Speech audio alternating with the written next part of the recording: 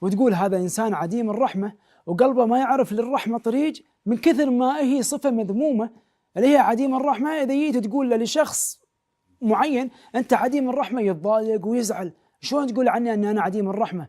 وإذا جيت تمدح شخص تقول عنه أن أنت قلبك رحيم، تلقاه ينبسط ويستانس تبارك الرحمن. ليش؟ لأنها صفة جميلة جدا ومحببة للنفس البشرية.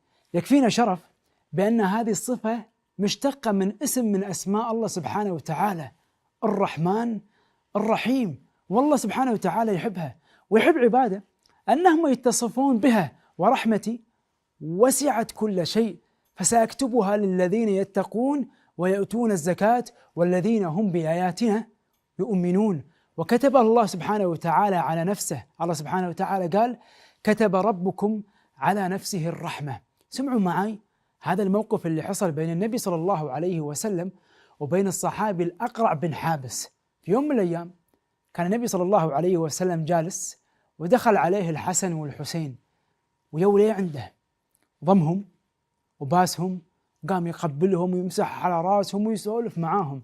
والأقرع كان قاعد وموجود ويشوف هذا المشهد قدام عينه، كان يقول حق النبي صلى الله عليه وسلم عندي 10 من الأولاد ما قبلت أحد فيهم نهائيا. شلون عندك 10 من الأولاد ما أعطيتهم من رحمتك شيء؟ شافه النبي صلى الله عليه وسلم وقال له من لا يرحم لا يرحم. نعم، هل يرحم أولاده وأهله وناسه وأصدقائه ربي راح يعامله بالمثل.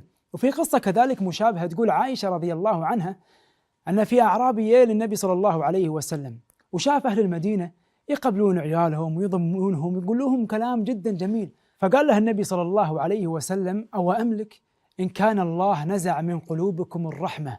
ترى المقصد مو بس أنك أنت تقبلهم وتبوسهم وتبوس عيالك وترحمهم، الرحمة أعظم من كذي، أنك تتعامل معاهم بالشكل اللي جدا جميل وتكون معاهم لطيف ويحسون في مشاعرك ورحمتك. في موقف حصل لعائشة رضي الله عنها لما كانت في البيت وجدت لها امرأة، وهذه المرأة كانت جدا فقيرة، وقالت حق عائشة أنها تعطيها شيء من الخير اللي عندها. طبعا ما عندها شيء فأعطتها 3 تمرات، فكانت هذه المرأة المسكينة معاها بناتها 2، فأخذت المرأة التمرات ال3 عطت اللي على يمينها واحدة واللي على يسارها واحدة وخذت هي الثالثة.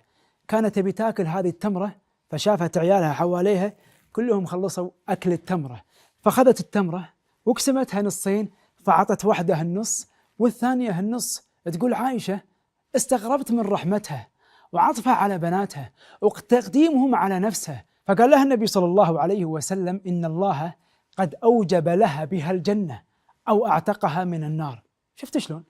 شفت شلون صفة الرحمة جدا